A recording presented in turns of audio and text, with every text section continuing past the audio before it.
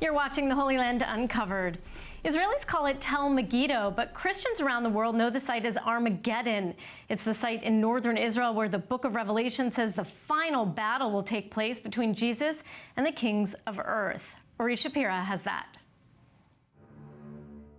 To say it's one of the famous battlefields in history is to understate. The findings, the 25 layers, indicate it's a very strategic location.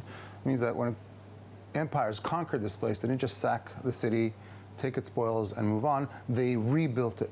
And to understand why, we only have to look at the map. Location, location, location.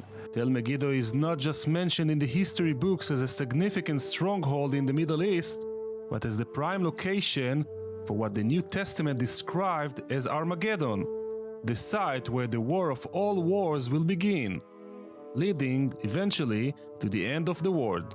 We're looking at what is probably the most, one of the most famous battlefields in the history of warfare.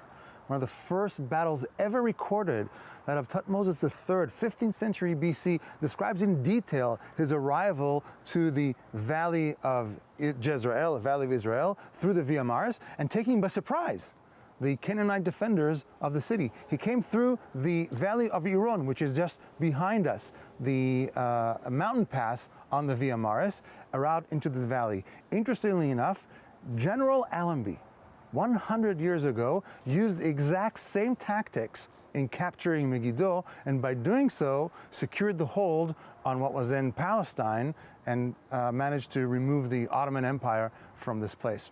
If so many wars have been fought over Megiddo, and Megiddo became synonymous with war itself, it only makes sense that the final war will be fought over here. As mentioned in Revelations, I'll read just one verse. Revelation 16, verse 16. And they gathered them together in a place called in Hebrew Armageddon. This is the valley of Armageddon. Excavations of Tel Megiddo exposed evidences from prehistoric periods. The center of Tel Megiddo shows us how this place was used as a major sanctuary for different cultures. We know that the cult at Megiddo had a long history. Some of the earliest cultic activity that took place here goes all the way back to about 3400 BC, so just over 5,000 years ago.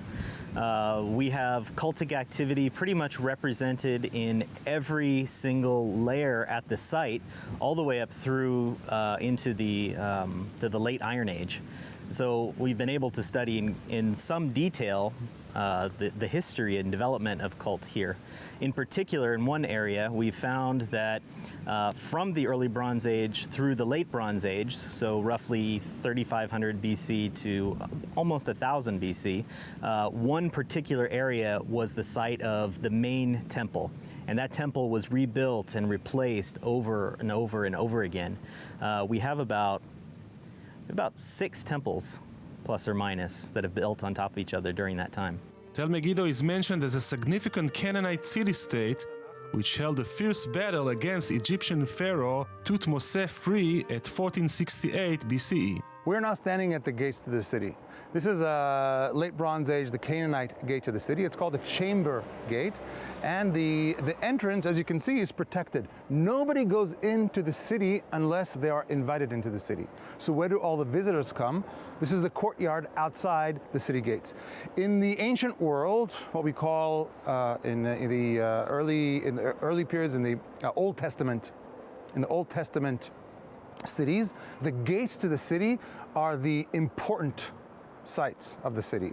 This is the old downtown. This is where the courthouse is, where the king comes out to judge.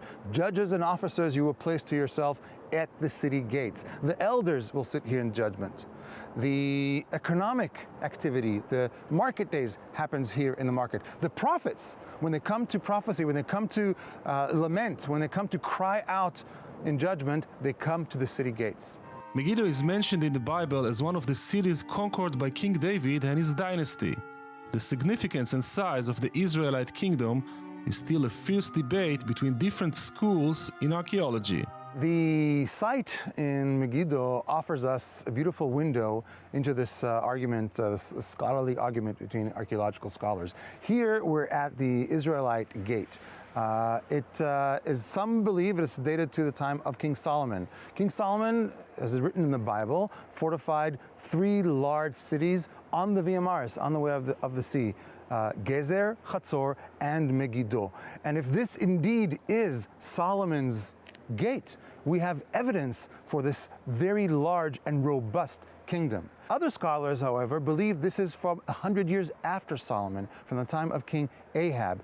And in that case, we're talking about an Israelite kingdom, not a Judean kingdom, which gives us a little bit less evidence to the robustness, to the size of the Judean kingdom, but more evidence to the Israelite kingdom instead. Under the Israelite regime, Tel Megiddo flourished. This impressive water system is associated with King Ahab of the 9th century BCE. The water system is designed to hide the water source.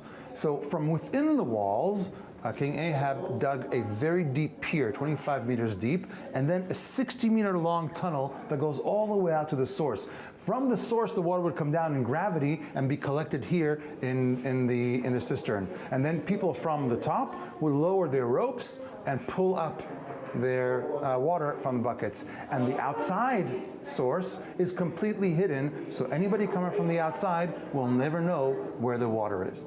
Thousands of years after it was first discovered, Tel Megiddo continues to be a major attraction for tourists and pilgrims who come here every year and most likely will approach this fascinating site till the end of time.